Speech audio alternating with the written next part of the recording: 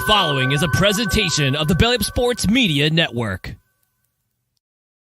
Here's what's cooking on today's Sports Stove Fantasy Baseball Show. We're talking rookies of fantasy impact.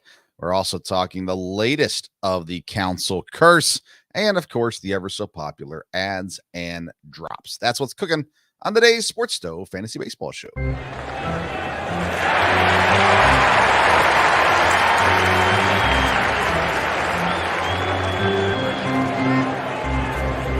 Play ball! Welcome into an all-new edition of the Sports Stove Fantasy Baseball Show presented by BellyUpFantasySports.com, Righteous Felon Jerky, and SeatGeek. After a week of internet issues, we are back and better than ever. It's now time to bring in our setup man. He comes in the eighth inning and make sure we hold on to the lead that we came into. It's the one and only senior writer from BellyUpFantasySports.com, Kevin Wilson. Hey, Kev, how you doing, man? You know, I'm doing great, Vince. And, it's been a very nice weekend here in North Texas. And, if you're into sports, doesn't get any better than this weekend. You got NBA playoffs, NHL playoffs, horse racing, and, of course, baseball. And how could you have a better end to a weekend than joining us? That's right. Or a beginning, that's however you look at it. It's either a great start or a great finish. Yeah, that's right. It could be both. So I would tell you, so today I watched more basketball this week than I've watched all season, professional basketball. And I was so sick and tired of watching Luka whine up and down the court, and that was getting frustrating. Now, today's game was very entertaining to a degree. I mean, it was a blowout, but Pacers Knicks, I enjoyed that series. But I listened to baseball today while I was mowing, and I was just at peace. I'm listening to Houston beat up on my Brewers today, but enjoyed the baseball of today versus the basketball of today. And we are almost to that point in the year where there's only baseball for a short time, and then everything kind of kicks up as well. But obviously, it's been a long week, a weird week. Honestly, Kev, I did not do a single podcast this past week because I didn't have internet for most of the week. And now that that's back, now that that's back, I'm back. And my goodness, I'm doing a podcast every night this week except for Friday night. So we're going to be rolling through content this week. But today is all about baseball. That's right. And of course, we're going to start with fantasy baseball. So let's get going with our first segment of the show we call the Fantasy Burner.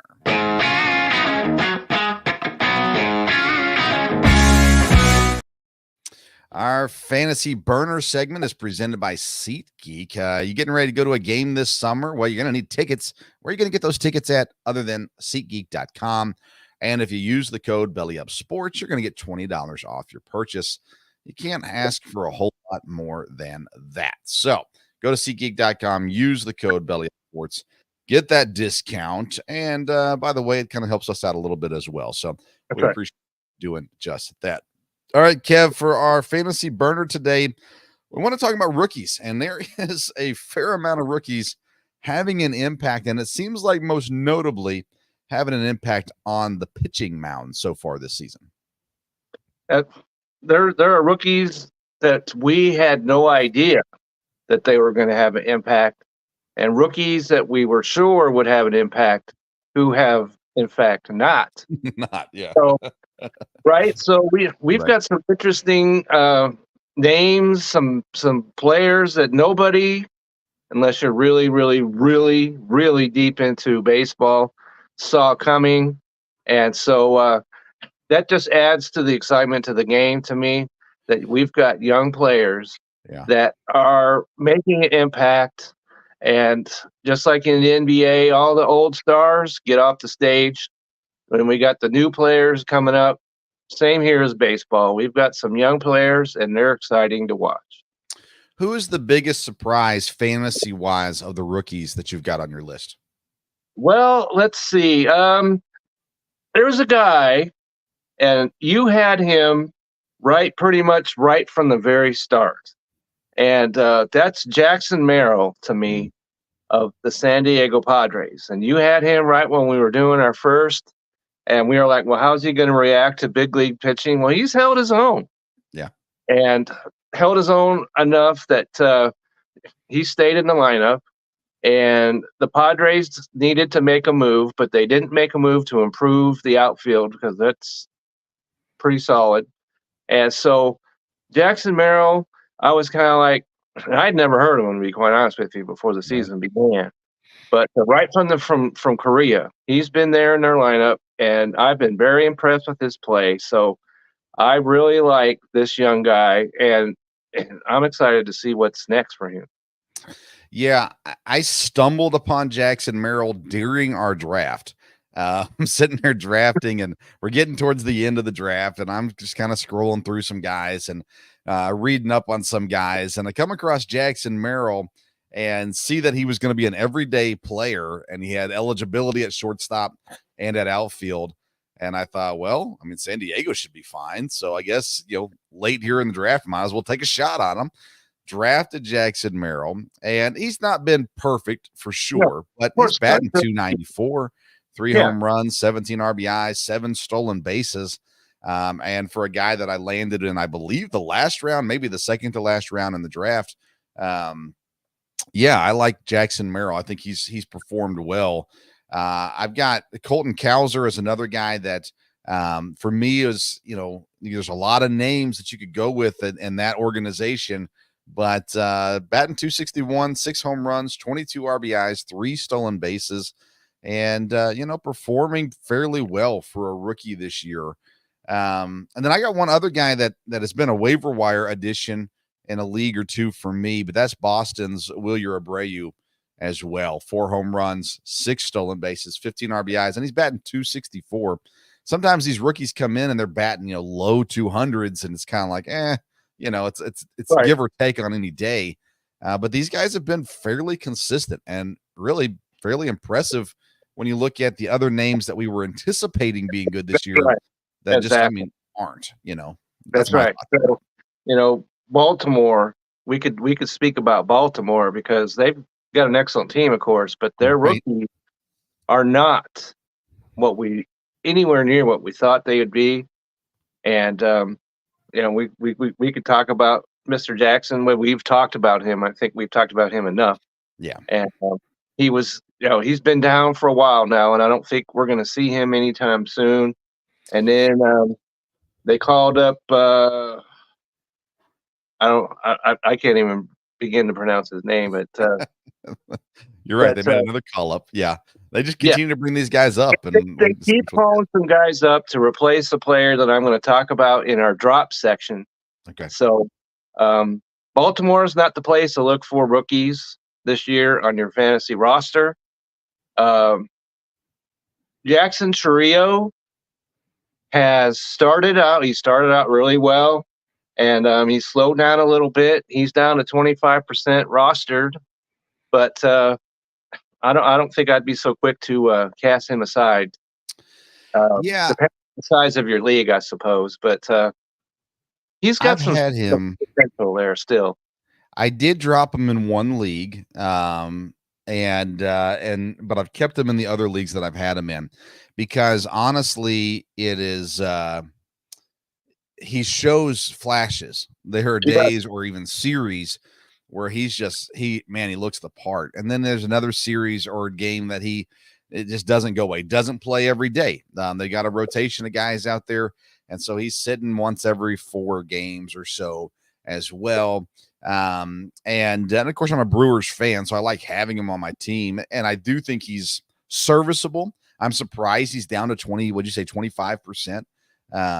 That surprises me a little bit because 25% last and check, but that's way down from what it was earlier in so people are showing that they're losing faith in him. Yeah, but and if you're in one of our leagues, it's 10-man. I could see perhaps, but if you're in a larger league, you're not going to want it because there's nobody worth drafting to bring him, to replace him anyway. Agreed. So ride with him. Now, pitching on the other hand, though, I mean, the rookies have shown up this year in pitching. And so I want to run through some of these guys. I want to start with Mason Miller because he's a reliever. and there's probably not a whole lot of relievers on our list, but Mason Miller's on my list. 18.1 innings pitched, 0.98 ERA, 38 strikeouts to 5 walks, 8 saves, and he's pitched in 4 games where he's pitched at least 2 innings.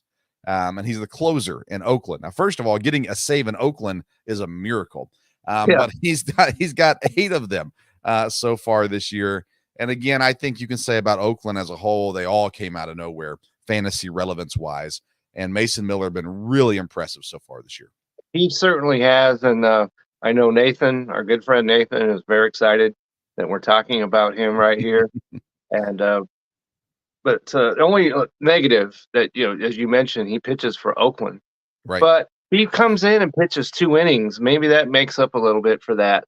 Yeah. And you just have to hope that they don't burn him out.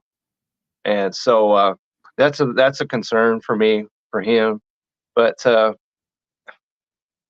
if you need relief pitching, where else could you turn to with all these guys like Eric Bednar who are blowing saves about every other 3 days?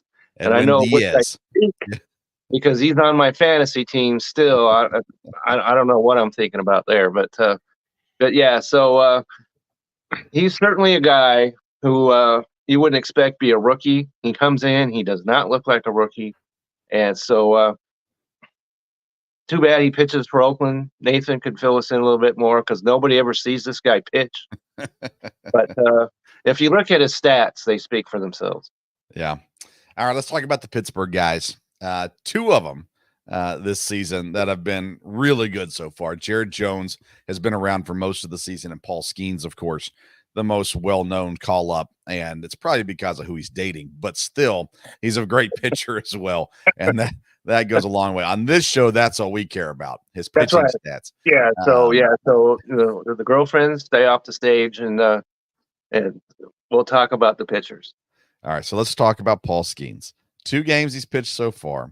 He went 4 innings in the first game, 6 in the second. He's 1-0, 2.70 ERA, 18 strikeouts, 3 walks on the year. Is Paul Skeens what we thought he was going to be?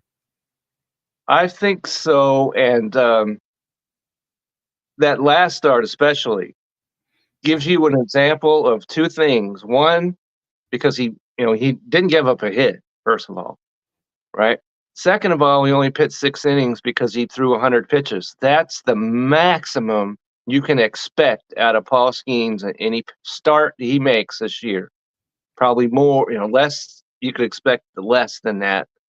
And so that's the concern that I have for him. If you have him, which I know you do, and I'm interested to hear your comments on this, you have to be a little cautious because at some point they are going to shut him down, and you're not going to have him when you're trying to get to the playoffs and in the postseason.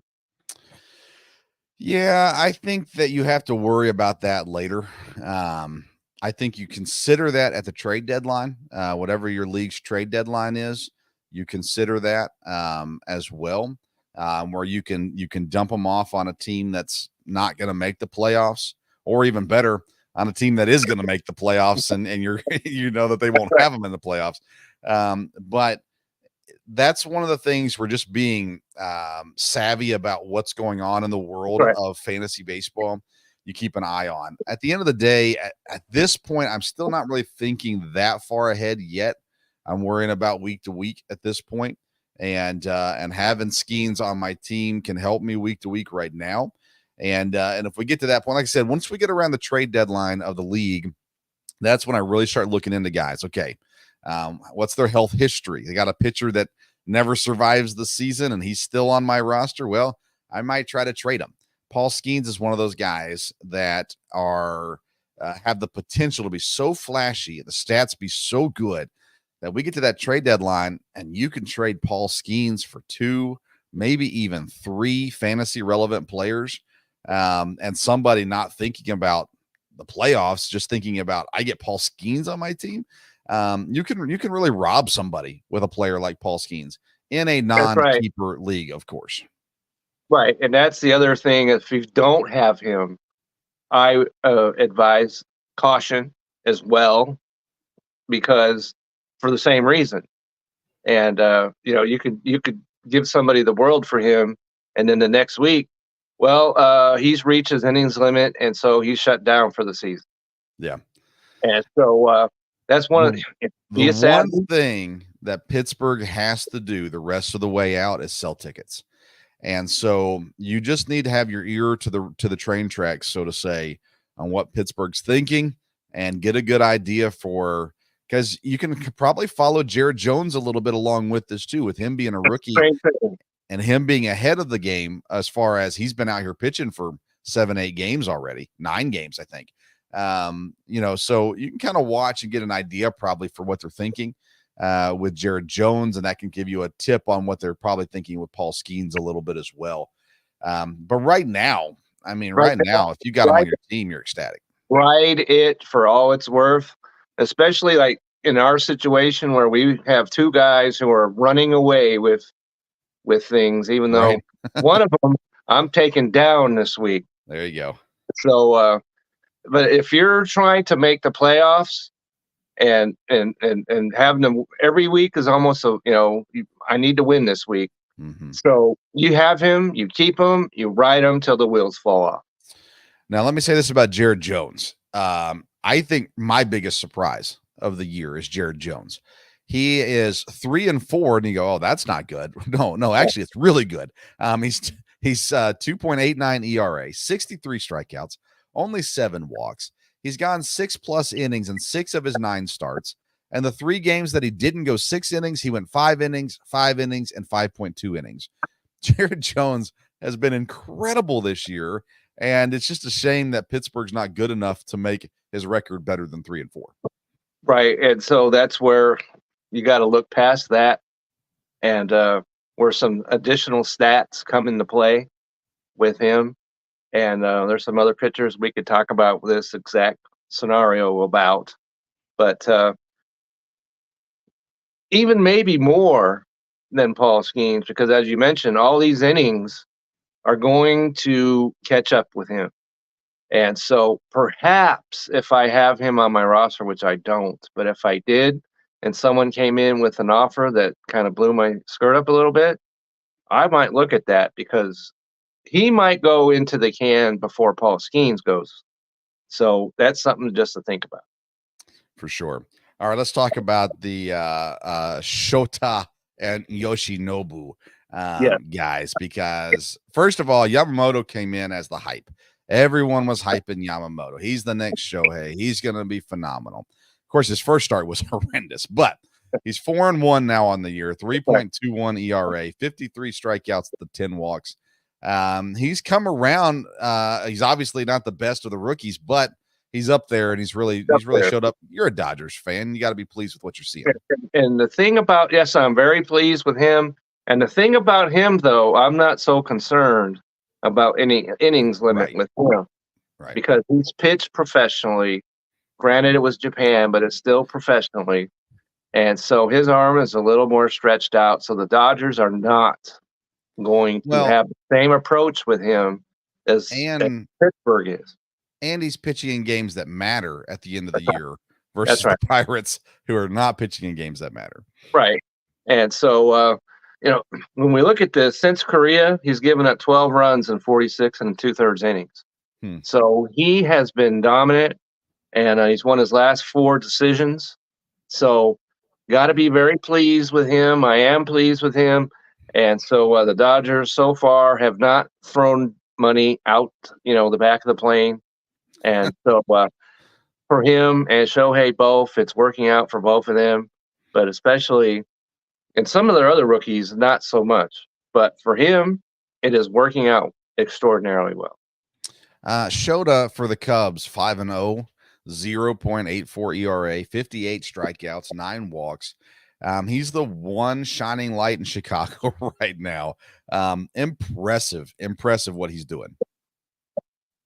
Yeah, how could you not be? Because Monday he pitched against the Braves in Atlanta.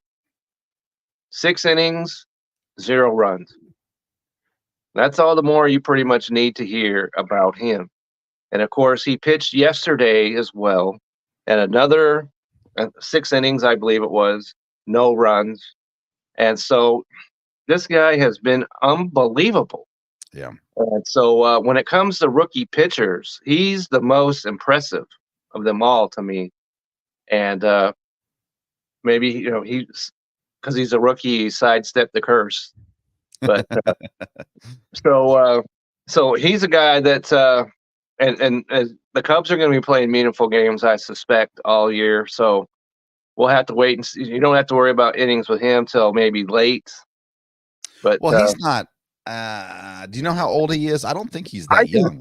And I believe he's in the same boat, maybe as Yamamoto. So maybe that's not a concern at all.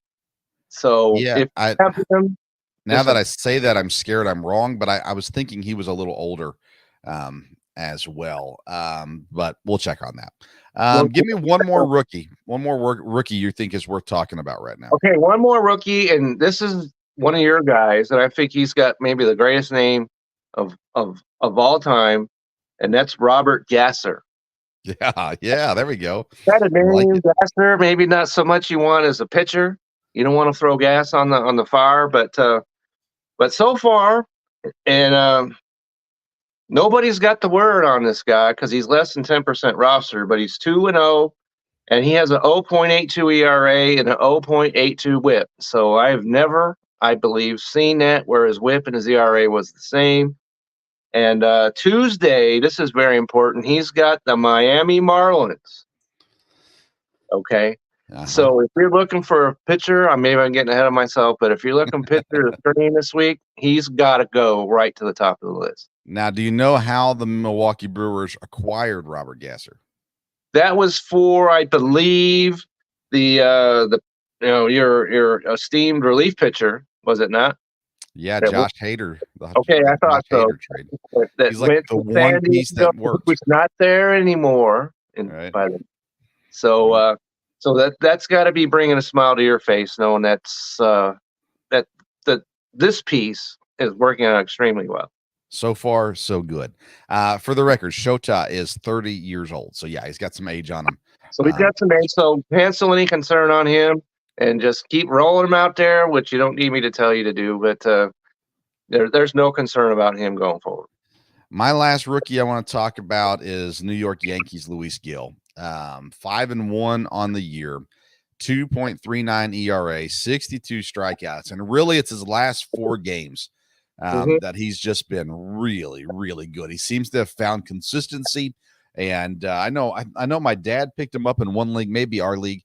Dad mentioned him this weekend, but he is a guy that caught my eye early last week. And then just to see what he's continued to do is you sit here and go, my goodness, like this is the Yankees have struck gold. It looks like here with Gil, and he's looking really solid. And not that we want the Yankees to succeed, but they got some pitching that's shown up for him this year.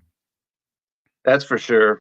And so I'm waiting to see if here comes, let's see who in fact does have him. I know. And this is a guy that you could have had off the waiver wire. So, oh yeah, definitely. You going on right here, Luis Gil, and Nathan has him. Okay, Nathan, and it's his percent rostered is now 55.5%. It's gone up 32%. Should be higher than that. Yeah. So 55.5. That should be more like around 85.5. Agreed. So agreed. If he's available, you need to make that adjustment immediately. And let's see. Thursday, he pitches. He had 31 fantasy points. All right, against the White Sox. Well, okay. But this is what he's done his last 4 starts. 27 fantasy points, 23, 22, 31. Yep. Okay. So what more could you possibly ask for out of a guy that you could have gotten off the waiver wire? Nothing. And you still can in many leagues. This is wild. Still can. So, yeah, that 55.5 needs to go, like I said, to 85.5. So if he's available, act today.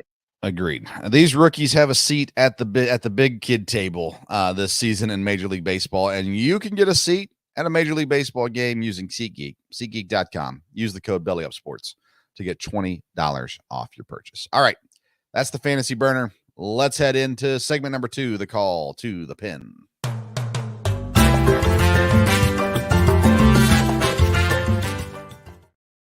Our call to the pin is presented by Righteous Felon Jerky. I'm telling you, if you haven't tried them yet, you are missing You are. You need to get on Join board the quickly. flavor revolution at righteousfelon.com. Use the code STOVE15, STOVE 15. You're going to get 15% off your purchases, and you support the show all at the same time. So check them out, righteousfelon.com. All right, Kevin, let's get into some of the craziness going on in the baseball world. And where I want to start this week is I would like us to start in the AL West. The Seattle Mariners are a game and a half up on the Texas Rangers. Right. Third place team is now the Houston Astros, still well below 500, but they're climbing. The A's and the Angels sit in fourth and fifth place. The Astros had the best week, eight wins out of the last 10.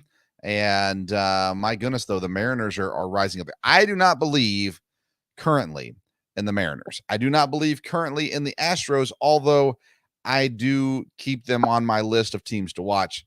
The Rangers are still the team I seem to believe in the most here, yet they've not been able to pull any consistency together right now. No, they haven't, and they haven't been able to piece together a rotation, really. And every time they get somebody that comes in, they go out, and they're the guys that they were expecting. Maybe we don't know where they are exactly right now. Scherzer, they were saying like 3 weeks ago, Scherzer was a month away, and now it's nope, never mind. Yeah, never mind that. And so they have their way. Their Chris Young has a bit. He's demonstrated that ability to be able to get some players. So I think there's something he's got to have up his sleeve. And so yes, I do believe in the Seattle Mariners starting rotation. I do believe in that. Yeah. I think they've got the best maybe starters in the entire league. But the rest of their team, especially since Rodriguez has not even begun to hit his stride. Yeah. And so their offense is not suitable for a divisional, run. Right. And so I had said I was a believer in the Astros before the season began, and that looked like egg all over my face. But as you said, there are 4 games back, and these other 2 teams are letting them hang around. Yeah. And that could be a very dangerous thing. And one of the things I wanted to mention in this segment, since we're talking about the Astros, is another rookie we could have mentioned, and that's Mr. Ronel Blanco, who was the first pitcher this year to get suspended for sticky stuff. Yeah. And it was interesting that the umpire said it was the stickiest stuff he'd ever encountered. And I know you've got him on your roster as well. So I do not have him. Dad has him. Yeah. Oh, your dad has him. Oh, yeah. Okay. That's okay. So what do you do with him if you do have him on your roster? Oh, you keep him. I mean, there's, I don't keep cheaters on my team, but but no, I don't think there's any real reason to be concerned about. He's going to miss a start, maybe 2. Did he start today, or is it? I forget when he's in the middle of the suspension, so he's not. I thought it was a Sunday, so it might be next Sunday that he's eligible to come back. But either way, I mean, yeah, you hold on to him and see what happens going forward, how he pitches when he comes back, those kinds of things. Because we saw it a couple years ago. Cole was one of those guys that after they took away the spider tack, he really struggled. But then he figured it out. And Blanco's pitched pretty well this year. And even though it was incredibly sticky stuff, I got to assume he'll be able to pitch fine when he comes back from the suspension as well. So we'll see. It's a mental thing. Pitching is mental. And so we'll see how that goes. But I'm not concerned about him as fantasy wise. There's no answer, I don't think, to this until you see him come back and see what he looks like. Right. So if you, like your dad, does have him on the roster, just write it and see where it goes. Yeah, I mean, if you want to carry cheaters on your roster, that's up to you. Let's go up to the AL Central. Guardians and Royals are in a race right now. Both of them on a 3-game win streak. Both of them very close in run differential. Them very good at home and average on the road. But the Guardians have beaten good teams. The Royals are really beating the not as good teams. And I think we're going to see the Royals drop off a little bit as the season continues. But I think the Guardians are the clear favorites in the division. And I don't think Minnesota, definitely not Detroit, and of course not Chicago, will really ever sniff the top of the division again. I think the Guardians run away with this one. I agree. Minnesota made some noise earlier in the month, and only to turn right around and lose 7 in a row. Yeah. So, I wasn't a big believer in them. I have Joe Ryan on my team, so I like him. But as a team, I think Cleveland has the most talent, even though they've been bitten by that injury bug. Sure. And in Kansas City, they've got an offense, they've got some pitching, and so I would not be surprised if they stay in this race. I don't think Cleveland's going to run away with anything. So just keep your eyes on the Royals, and they can't play Oakland like they just got done doing. But I like what I've seen out of them. And there's a pitcher I'm going to be talking about in their ad segment that he, pitches for the Royals. So you got to like what you've seen out of them so far. I like Detroit maybe, but the pads are way off the brakes. There's no pads on the brakes anymore, so that's not going to stop. Their descent is unstoppable at this point. Yeah, so Kansas City is 8-13 against teams greater than 500. The Guardians are 13-7, so the exact opposite. I just think the Royals are better than we thought they would be, but not better than the Guardians at this point. And I think the Guardians can walk away with the division. In the AL East, the Orioles are trying to hold on. They're doing a decent job, but man, these Yankees, especially when the pitching showed up, it's just going to be hard to stop the Yankees. Yeah, it's going to be hard. They start getting pitchers from guys like Clark Schmidt and guys like that, and then they've got their offense. The top 4 of their batting order is just absolutely going bonkers for them, and so you're getting everything you could possibly want out of them. And the Orioles aren't going away though. Right. No thanks to the rookies, but they're not going away. Grayson Rodriguez is looking good, and so he's back from injury. Yeah, he's back from injury, and they've got possibly the best position players, at least in their infield anyway, and so they're going to be right there, and expect them to be in the playoffs. Both of them, Yankees and Orioles, Agreed. both are in the playoffs. Yeah, I just think the Yankees pitching, that's what we were waiting on. And when they showed up, it's just they're the better team at the end of the day. NL West, Dodgers, they're the 4th best team in the league right now. They have 0 competition in the division. I mean, not even close right now. You look at this, they're 8 games above. Yeah. 8. Okay. And so when you add, that's the biggest surprise, because San Diego's not even 500. Right. You talk about a friggin' crash, okay? And even after they made that move for Luis Arias, and he went 3 for 4, and everything was all good, yay! But that is not. They're simply a 500 baseball team, and so that's not going to get it done. San Francisco and Arizona, we expected more out of them as well. Colorado, you talk about a situation, because Colorado won 7 straight. Not that it's going to mean anything, of course, right. But so that whole division to me is the biggest disappointment probably in baseball. Agreed. Because maybe I could say, well, yay for me, because the Dodgers are going to free walk their way to the division title. So maybe it's a good surprise, but I expected way more out of Arizona. I expected way more out of San Francisco, and San Diego, I expected more, but we're not getting it. The Dodgers have only played 9 games against teams greater than 500. And the way it's set up with their division, they're not going to play a whole lot more. No. But they haven't had to play a lot of great teams just yet either. And I'm interested to see, I think they'll hold up, but I'm interested to see how they play against some of those better teams in the league. Some of those better teams, but for example, would be the Philadelphia Phillies. They're the best team in Major League Baseball at the moment. And but they've only played 3 games against teams over 500. So at some point they're going to get challenged, and we'll wait and see kind of how that works. And I think those 3 games was Atlanta. I think they played a series against Atlanta. But the Philadelphia Phillies right now 4.5 because the Braves are not playing well.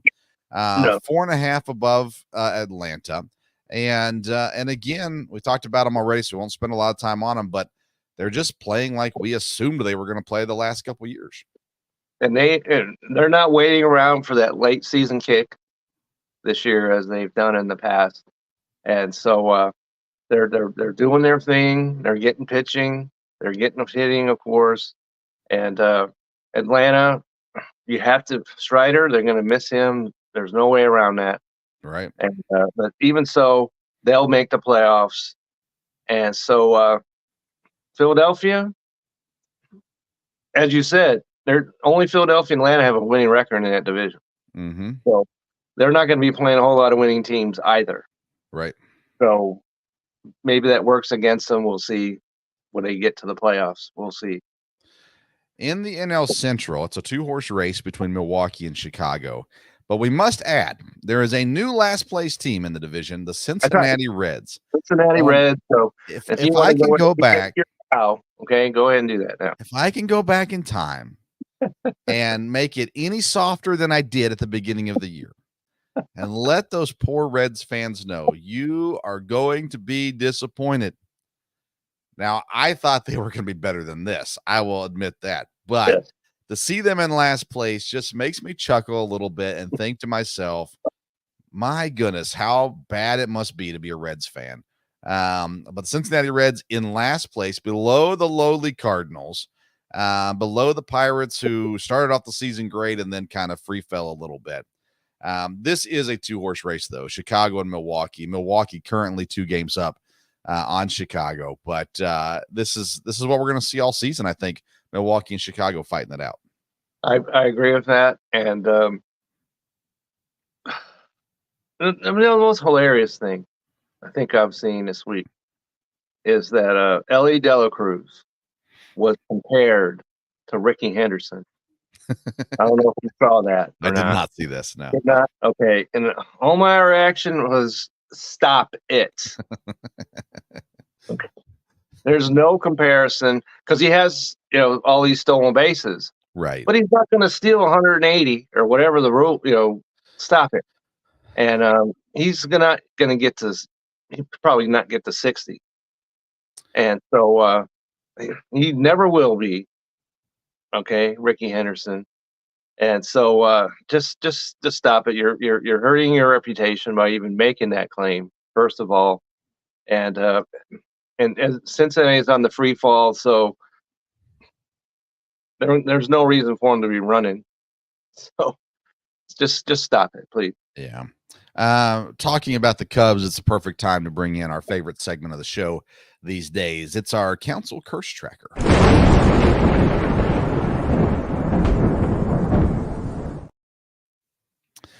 The Counsell Curse Tracker, because we were not here last week, brings us to Dansby Swanson.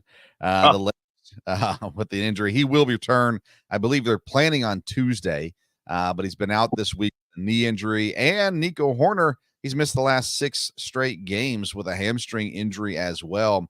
And it just feels like it'd be better for everyone if Craig Counsell just retired and called it quits. Continues to bring down these poor Cubs players. This has been an invigorating season for me on this show, to be able to have warned people you just can't have Cubs on your roster because Craig Counsell upset the baseball gods, and they are just raining down wrath on the Cubs organization this year. So there you go. There's my Counsell tracker. Okay, so unfortunately for me, not in this league, but one of the other leagues that I'm in, I went ahead and I did take Nico Horner, and so that has been a bumpy ride. That's the best thing I could say about him. And they refuse to put him on the IL, which does not Right. help. Right? Right. He's missed like 6 straight games now, Yep. Yep. and so if they put him on the IL, he'd have maybe miss 4 more days, and then they could put him back on it. But Yeah. they refuse to do that, and so it's not good. That's all you can say. So No bueno. no bueno. Well, you know what is good though, Kevin? Righteous Felon jerky. So it's time for people to go order some. RighteousFelon.com and use the code STOVE15, STOVE15. You're gonna get 15% off your purchase. And you can chew on it while you watch the Cubs get struck down from the baseball gods, or while you watch the fantasy baseball show, or all kinds of other things as well. But our second segment is the Call to the Pen, presented by Righteous Felon. Make sure you check them out and get your new favorite flavor today. All right, let's get into our final segment. Kevin, it's our fantasy focus.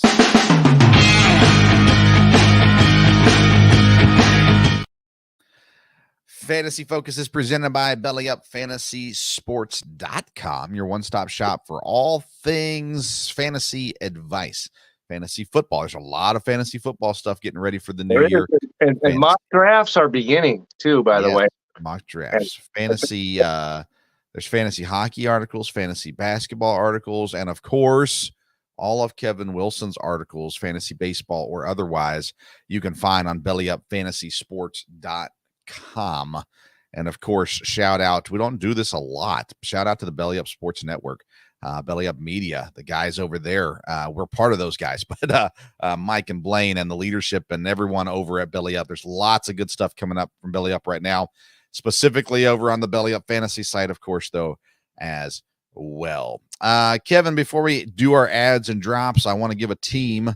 If you're looking to make acquisitions this week and you're looking for a team that might have a schedule worth looking at, it's going to be, for me, the slumping Oakland/Sacramento/Las Vegas Athletics.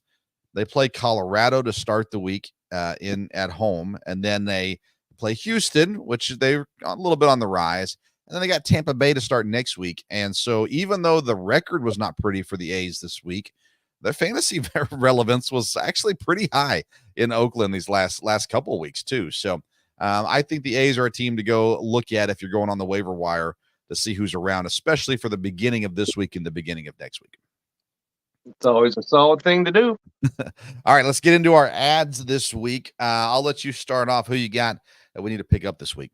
Oh, who we need to pick up? Okay, so I mentioned a pitcher off the Kansas City Royals. And so my first one is going to be Michael Wacha. Okay. Waka. And so he's another guy. He's 3-4, and 4.71 doesn't excite at all. But his last two, he's pitched 6 innings, 3 runs on 6 hits, 13 strikeouts, won his last 2. Monday versus Detroit, who ranks 23rd in offense. And so he's at 6.5% rostered. And so if there's a pitcher that you could add to start your week off, he goes right to the top of my list. He's pitching well. He's got an excellent opponent that's been demoralized over the last couple weeks or so. So Michael Wacha is my number 1 ad this week. All right. So I've got a pitcher ad as well. Kevin, if I was to tell you what's the one team that you don't want to pick anybody up from, what team would that be? Don't want to pick up anybody. That would be the Miami Marlins. Oh, okay. Never mind. I'm wrong. Chicago White Sox. 33.3% owned is Chicago White Sox starting pitcher Eric Fede. Listen, when I saw his name and CWS right next to it, I was like, nope, ain't gonna happen. Then I looked at it a little further. He's 4-0 on the year, 2.60 ERA, 50 strikeouts, and in 5 of his last 6 starts, he has 20 plus fantasy points in each of those starts. And this week, Monday, he plays Toronto. And let's face it, Toronto is not that good. No. So Eric Fede, available in 77% of leagues, is a guy that you can pick up to stream this week and maybe hold on to with the way that he's been pitching so far this year. And I will admit, I am terrified of White Sox, especially pitchers, but Eric Fede's stats back up that he should be on rosters right now. I agree because he's on my list as Okay. well. Okay. And so I'm glad you went first because I would have called him Eric Fed. All right. Okay. So I watched a YouTube video today to figure out how to say his name. So okay. So everything that you just mentioned is true. Toronto is the 21st ranked offense, and they're on the road. Okay. So we don't like to get too excited about White Sox players, as you mentioned, but all you need out of him is 6 innings. That's it. And if he does that, you're going to be in good shape because it's Monday. It gets your week off to a great start. So I like him. He's not.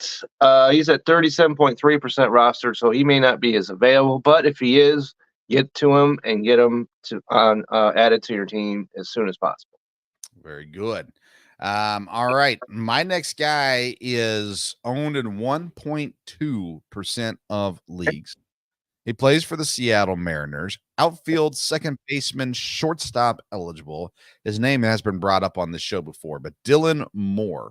Dylan Moore has had a great series against Baltimore this week. And he's been good the last couple series, but I mean, really good against Baltimore. And with that kind of positional flexibility that he can provide for you, you've got some guys that are injured and you're trying to fill some spots to be able to move them around from outfield to second base to shortstop. That's a pretty big get. So Dylan Moore is a guy to keep an eye on right now. And I think a pretty solid pickup for this week too. I agree with that. And so a guy that I have, we already talked about him, and that's Robert Gasser. I'm not going to go too deeply into that because we already discussed him, except to say he faces Miami, the 26th ranked offense, on Tuesday. So that gets you off to a great start. And this guy right here, there's certain guys that you just can't believe their names are going to come forth from your lip. However, I just can't throw any shade on him, and that's Giancarlo Stanton of the New York Yankees. Okay. He's a guy probably a month ago or so, I was like, man, set this guy loose. What are you doing? But here's what he's done. Okay. He has 81 fantasy points, of which 25 have come this week alone. Okay. He has 4 straight 2-hit games. He's hit 3 homers and 6 RBIs this week. And him and Judge and Soto and the shortstop, I can't think of his name, but he's in one of my fantasy team. But those 4 guys in that lineup are absolutely incredible. They're hitting home runs, and so this is one of those ads where you jump on it, you write it for all it's worth, and as soon as it turns fool's gold, you set them loose. Yeah. But for the time being, I added him to my team, so it's not something I'm just espousing just to talk. I actually put him on my fantasy team, and he gave me 10 fantasy points yesterday. Nice. So that's very nice. And so if he's available, go and get Giancarlo Stanton while you can. All right, Kev, I got a guy that you had us drop a couple weeks ago. Okay. And if I remember correctly, I didn't go back and listen to the episode, but I believe it was a couple weeks ago you had us drop this guy. And at the time, it was a very wise drop, by the way. He's owned in 17.2% of leagues. He plays for the St. Louis Cardinals. Outfielder Lars Nootbaar. Okay. I'm with you. Against Los Angeles and Boston, he put up 25 fantasy points in those 2 series. He had a great series against Boston, 2 home runs, 5 RBIs. He had an 11-point night, a 5-point night as well. And he's starting to find his groove a little bit too. And I think Nootbaar is good to bring back onto the roster.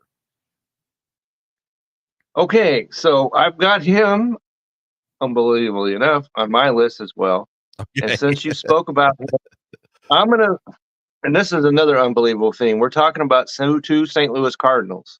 Uh-huh. Okay. And the other one is Brendan Donovan And he's a second baseman, outfielder. He's also at 17.2% rostered. He has 100 fantasy points. He has a 7-game hitting streak and 3 straight 2-hit games. Okay. And so that second base outfield is one of those that I look for. I like that combination. It gives you a whole lot of flexibility. And so I like that a lot. So, and I thought for sure that Lars was going to go belly up big time. And so, but I've got him on my list as well. So good for him. Maybe he watched the show and said, man, I can't have Kevin talk about me like this. So let me turn it around. So if you want to throw ahead and, no need to applaud, just throw money. Okay. And so, so 2 St. Louis Cardinals appear on my list, unbelievably enough. Then there's a question that just got brought up from our buddy Nate, asking about Matos, Luis Matos from San Francisco. He was a top prospect, and he came up now in San Francisco. His big week, he had a massive series against Colorado. So my only thing that I would say is Colorado is not where we judge fantasy players. We use them when they're in Colorado, playing Colorado, but let's give it, I would say, generally a little bit more time. Although again, Matos does have the pedigree, and he had the hype at one point, and with injuries going on, Jung-Hoo Lee out for the season. So Matos might be actually a pretty good addition this week, and a good ad as well. So thanks for posting that question. Yep. Nathan, he's at 7.7% rostered, and he had 2 3-hit games in a row, and then before that he had a 2-hit game, and so he went 0-4 today, but before that he had more hits in 5 straight, hitting 385. That's not going to maintain that, of course, especially playing in San Francisco. Yeah. Okay, but if you want to ride that for as long as you can, go ahead and do that. He's only outfield qualified, so I'd like to see a little bit more flexibility. But if you need an outfielder, go ahead and do it. Go ahead and do it. All right. I got one more guy, Kevin. Do you have anybody else to add? I do not. All right. So my last guy has been on my roster now for 3 weeks. Okay. He's owned in 17.9% of leagues. Okay. He is yet to see a Major League Baseball field. Okay. It's Tampa Bay third base shortstop Junior Caminero. And I'm telling you, he is this close to getting called up. And this week in the minors, they played him for the first time at second base. Right. They sure so this did. is a guy that is going to get called up. And when he gets called up, he very well might be the best player on the Tampa Bay Rays. That's not saying a whole lot, but that being said, they are. Yes. That being said, third base, shortstop eligible. This kid he's going to be good. I'm telling you, he's going to be good. Now's the time to go get him, because the moment he gets called up, you're going to have someone in your league will go grab him. If you can afford having a guy on your roster that's not going to play for you today, put him on your roster. And then when he gets called up, you can say, I knew it. And there you go. He's on your team now. I think Junior Caminero is going to be the midseason pickup that's going to shine the brightest once we get to the end of the year. And if you want to know more about him, because I wrote an article a couple weeks ago at your request, Fantasy Baseball Prospect Watch, of which his name was on that article. So if you want to get over there after the show, please do, and you can read up more on him. Very good. All right, let's get the drops. Who do we need to get rid of this week, Kevin? I can tell you the theme for my drops is. Are you going to go first? Pirates. So that's who I'm dropping this week. Pittsburgh Pirates. Just put it out there, drop them. Unless it's Paul Skeens or Jared Jones, I'm dropping Pittsburgh Pirates this week. But go ahead. You give us a specific name. I got a couple for you. A specific name, and he's at 61.8% rostered, and that is Reed Detmers of the Los Angeles Angels. Okay, so 3-4, 5.19 ERA. He's given up 26 runs in his last 5 starts. He's pitched in only 5 innings in 3 of his last 4. Monday, he has Houston, who has the number 1 offense. They've got issues in Houston, but their offense is not one of them. So that is a bad mixture all the way around, and he is coming apart. The Angels, as we knew they would, are coming apart. And so at 61% rostered, you are not getting what you need out of Reed Detmers, and you're not going to get it tomorrow. So just do yourself a favor and cut him loose. Agreed. I'm going to pitcher as well, Martin Perez. We talked about him several weeks ago when he was looking good. He's not looking good anymore. 5 of his last 6 starts were really not great. A couple negative point outings in those as well. He's not owned by a lot of people, but he's a guy that's been and rostered in the leagues that I've been in to this point. He's 1-3, 40 strikeouts, 4.86 ERA, and again, negative points this last time out earlier last week. So Martin Perez is the first of my Pittsburgh Pirate drops this week. Okay, so my second guy is coming at you because it's a service, one of those I'm doing you a service, because if you look at his stats, I'm talking about Jose Butto of the New York Mets. Okay, he has a 3.08 ERA and a 1.13 WHIP. So you're like, wow, this guy's pitching well. Well, he's doing it in the minor leagues now because they opted him down to AAA. And so he's walked 17 in his last 5, which I'm sure was what contributed most to that demotion. But he's no longer on the major league roster, and there is zero reason why you need to have him on your fantasy team, because who knows when we'll see this guy again. And so don't do that to yourself. Let him go. Just cut the ties and do it. All right. I'm letting go of Connor Joe this week. Pittsburgh outfielder, first baseman. I want to believe in him actually, so badly. Okay. I actually traded.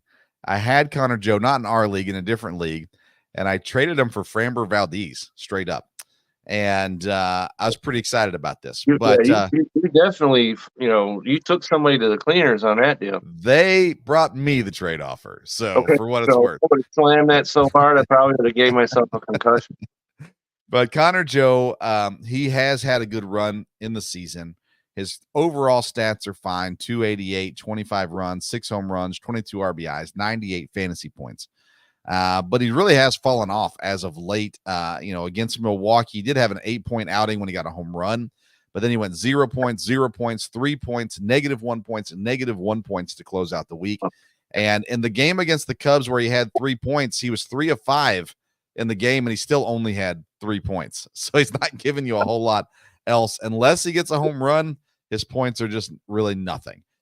So he gives you a little bit of flexibility, first base and outfield, which is nice. But 0 points in 3 games against the Cubs, 0 points in 3 games against the Angels earlier. Then he had a good series against the Cubs, 15 points in 3 games. Milwaukee had 8 points in 3 games. And then the Cubs, he had 1 point over a 4-game stretch. And I think it's time to let Connor Joe go and find someone else to fill that void. That would be an excellent idea. And I've got a guy who is not somebody you want to be filling. Okay. Connor Joe, and that's Cedric Mullins of the Baltimore Orioles. Okay. I had him in 2 leagues. We discussed him on draft night. Yeah. And we wanted to believe in him. And he he had 2 hits today, which is great. Okay. But he was 3 for 32 before that. No runs, 3 RBIs in the entire month of May. And he's at 63.9% rostered, and he is not delivering the goods. I'm sure if Baltimore's Herald rookies that we talked about earlier were in fact Herald, then Cedric Mullins would probably find himself on the bench. But they've got no choice but to keep running him out there, and it's just not looking good. Agreed indeed. Okay. Now I need to ask you about a player that has now become available in 2 leagues that I'm in. I picked him up in 1 league. and I have claimed him in our league. So whether or not I get him is highly unlikely. But I want to get your thoughts on him. Ha-Seong Kim, at 90% owned. And I've now picked him up in one league off the waiver wire and claimed him in another league. Are you ready to give up on Ha-Seong Kim if he's on your roster? Because he has an injury, correct? He doesn't. It's not listed as out.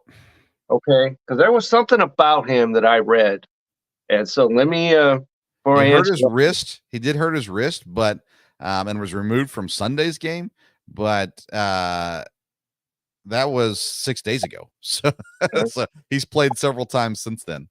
Okay, because I saw that he was dropped. I did see that, and so you got a claim in on him. He's, as you mentioned, 90.4%. You're right. He is playing. He has 3 hits in his last 4 games. So, no, I would not be ready to jettison Ha-Seong Kim just yet, even though he's only hitting 205. But he does have 8 steals. He stole a base today and scored a run. So, I'm telling you, I'm not dropping guys that are 90% owned. Like, I'm just not doing it. no, I will. I might try to trade them, but I am not dropping guys that are 90% owned. They're 90% owned for a reason. And, that's right. That's our buddy Nathan doing that. Yeah, and unless you're in the playoffs and you're trying to win that matchup, and at that point you can let go of anybody that's not performing. But right now where you are, no, man, you're not giving up. You're not giving up on these guys. No, you're not giving up on him because he's got so much eligibility. First of all, second of all, he's got speed, he's got a little power, and so they made that trade. Initially, I was like, well, is he going to be out of the lineup? No, he's not. So, I'm not ready to make a move on him or any Padre, really, if we want to get down to it. But if he wants to go into the ditch for the Padres, that's fine with me. But fantasy-wise, I would not be looking to get him off my roster. Okay, I agree. All right, listen, we're actually past time. So tell us about what you got going on this week, Kevin. Okay, as I mentioned earlier, I have a couple of articles. One, as I said, at your request, I wrote an article that profiled some prospects. Obviously, some are already in the major leagues, Paul Skeens being one of them. And so last week, I wrote an article about Paul Skeens specifically, outlining some of the things that we discussed earlier at the top of the show. And so that's out there. And I will be dropping an article here started this week when I look at my favorite rookie wide receiver coming into this draft, this season. What's the best value? I have an answer for that. So you can look forward to that article. And of course, Nathan and I, Tuesday, 8 Eastern, over there where the sun rises, okay? 7 Central where I am, picking out our episode. We're doing good over there. We'll be talking about the NBA. We'll be talking about the NFL and the schedule that just got released. Who are some of our favorite games? And of course, we'll talk about some baseball. We'll talk about where we would rank some rookie tight ends, not named Bowers, by the way. Okay. And so all of that happens on Tuesday. So there's a lot to look forward to on the Belly Up Fantasy website. So check that out. Very good. Like I said, I've got a loaded content week this week. So, of course, tonight's show, it will be on the audio version and available for you here later tonight.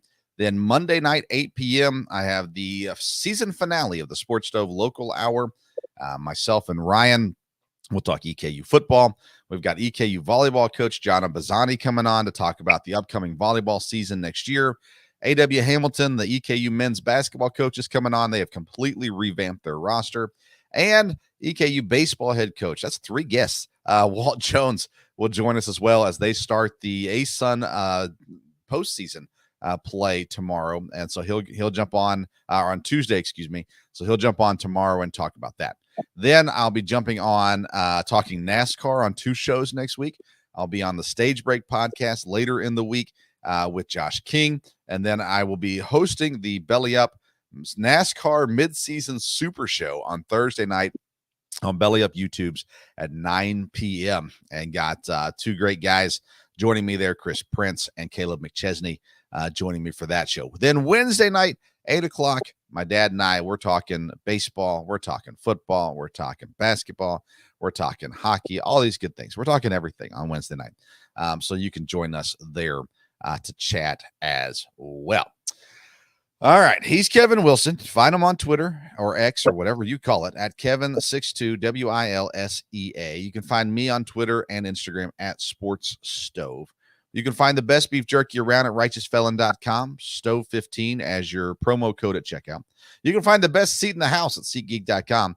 Code BellyUpSports will save you $20. And you can find the best fantasy advice around on BellyUpFantasySports.com.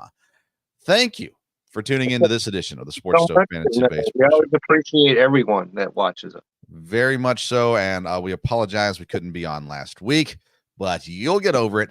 All right, friends, until next time, we'll see you around the Sports Stove. That's right. Everybody have a great week.